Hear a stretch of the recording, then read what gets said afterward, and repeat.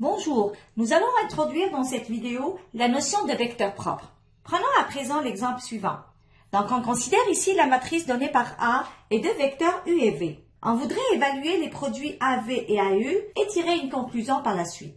Le produit AU donne le vecteur U lui-même. Le produit AV donne 2 fois le vecteur V. Ici, les vecteurs U et V sont appelés vecteurs propres de la matrice A. Dans le cas général, on a la définition suivante. Soit A une matrice carrée n fois n. Un vecteur U différent de 0 est un vecteur propre de A s'il existe un scalaire lambda tel que AU est égal à lambda U. Le scalaire lambda est appelé valeur propre de la matrice A.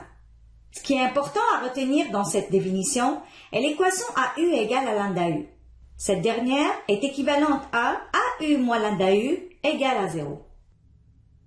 En mettant U en évidence, on obtient A moins lambda I multiplié par U égale à 0, où I désigne la matrice identité.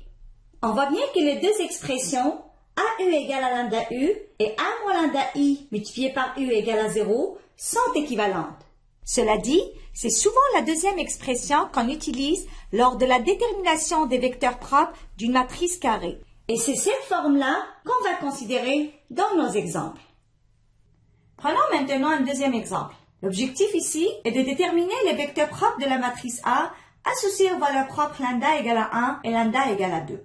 Commençons par le cas où lambda égale à 1. Donc on aura ici l'équation A moins IU égale à 0.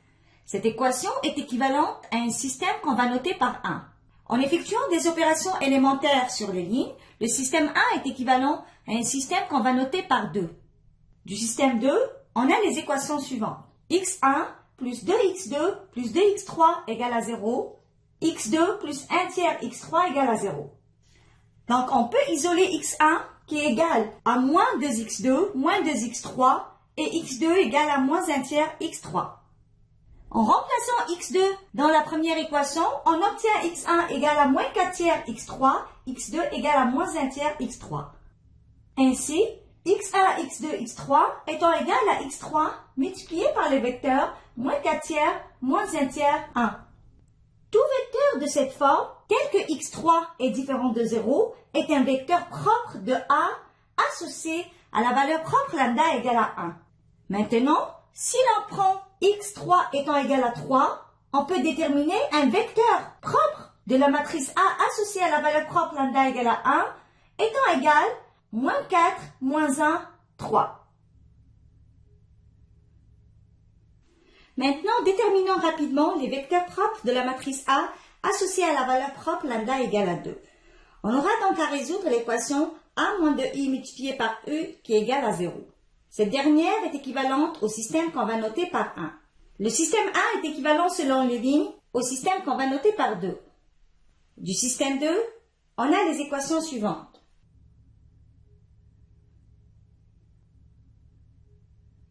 En isolant x1 et x2 dans ces deux équations, on obtient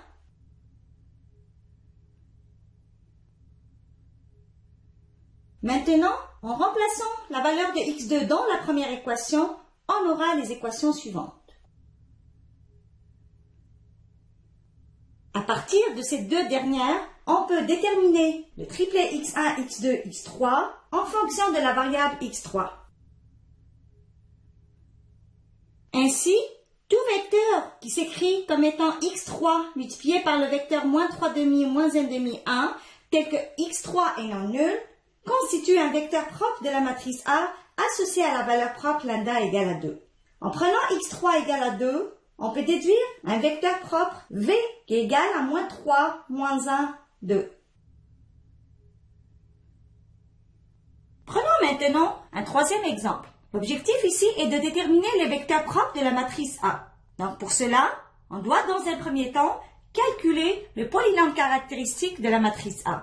Dans ce cas-là, il est égal au déterminant de A moins lambda I, où I est la matrice identité. Calculant ce déterminant, on obtient le polynôme suivant qu'on peut factoriser sous la forme suivante. On sait que les valeurs propres de la matrice A sont les racines du polynôme caractéristique PA de lambda. Donc, mettant PA de lambda égale à 0, on obtient lambda égale à 2. Donc, lambda égale à 2 est la valeur propre de la matrice A. Maintenant, on voudrait déterminer les vecteurs propres de A associés à la valeur propre lambda étant égal à 2. Pour cela, on a l'équation suivante, A moins 2IU égale à 0, qui est équivalente au système qu'on va noter par 1. En effectuant des opérations élémentaires sur les lignes, le système 1 est équivalent au système qu'on va noter par 2. Du système 2, on a les équations suivantes. Donc, x1 plus 1 tiers x3 égale à 0 et x2 plus 1 tiers x3 égale à 0. On isole x1 qui est égal à moins 1 tiers x3 et x2 qui est égal à moins 1 tiers x3. Ainsi, x1, x2, x3 étant égal à x3 multiplié par le vecteur moins 1 tiers 1. Tout vecteur de cette forme, tel que x3 étant différent de 0, est un vecteur propre de la matrice A associé à la valeur propre lambda égale à 2. Maintenant, si l'on prend x3 étant égal à 3, on peut déterminer un vecteur propre de la matrice A associé à la valeur propre lambda égale à 2 comme étant égal moins 1, 3. En résumé, nous avons introduit dans cette vidéo la notion de vecteur propre d'une matrice carrée. À travers des exemples, on a vu comment obtenir ces vecteurs propres.